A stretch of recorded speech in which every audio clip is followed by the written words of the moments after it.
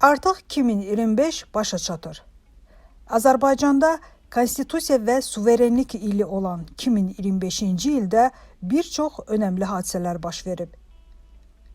Beləliklə, bugün 2025-ci ilin Azərbaycanda baş vermiş ən önəmli hadisələrindən danışacağıq. Bu il ölkəmiz üçün həm siyasi, həm sosial, həm də iqtisadi sahədə çox əhəmiyyətli bir il oldu. 2025-ci il Azərbaycan üçün tarixi hadisələr ili hesab olunur. Ölkəmizdə siyasi və diplomatik sahədə bir sıra mühüm addımlar atıldı. Mart ayında Azərbaycan və Ermənistan arasında sülh danışıqları irəlilədi.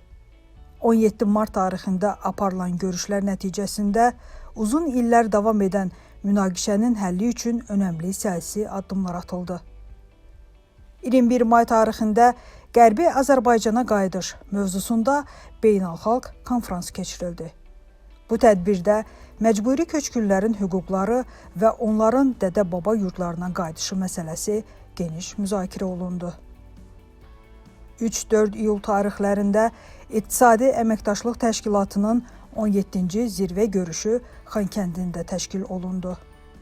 Bu görüş Azərbaycan üçün regionda siyasi stabilliyin və əməkdaşlığın gücləndirilməsi baxımından böyük əhəmiyyət kəsb etdi. 8 avqustda isə Vaşinqtonda tarixi zirvə görüşü keçirildi. Azərbaycan prezidenti İlham Əliyev və Ermənistan baş naziri Nikol Paşinyan Amerika Birləşmiş Ştatlarının prezidenti Donald Trumpın vasitəçiliyi ilə birgə bəyannamə imzaladılar. Sülh sazişi paraflandı. Zəngəzur dəhlizinin açılması ilə bağlı razılıq əldə olundu.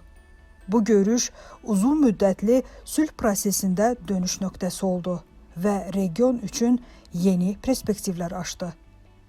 Sentyabrın 21-də Bakıda 3-cü təhlükəsizlik forumu təşkil olundu.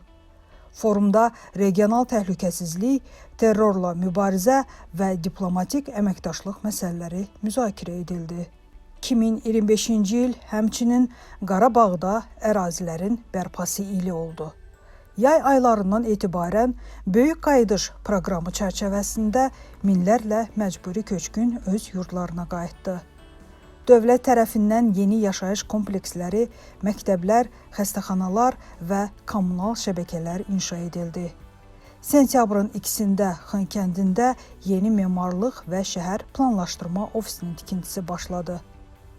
14-16 oktyabrda Bakıda Rebuild Qarabağ sərgisi keçirildi. Bu sərgi azad olunmuş ərazilərdə bərpa və tikinti işlərinin geniş şəkildə nümayiş etdirilməsi üçün təşkil olundu.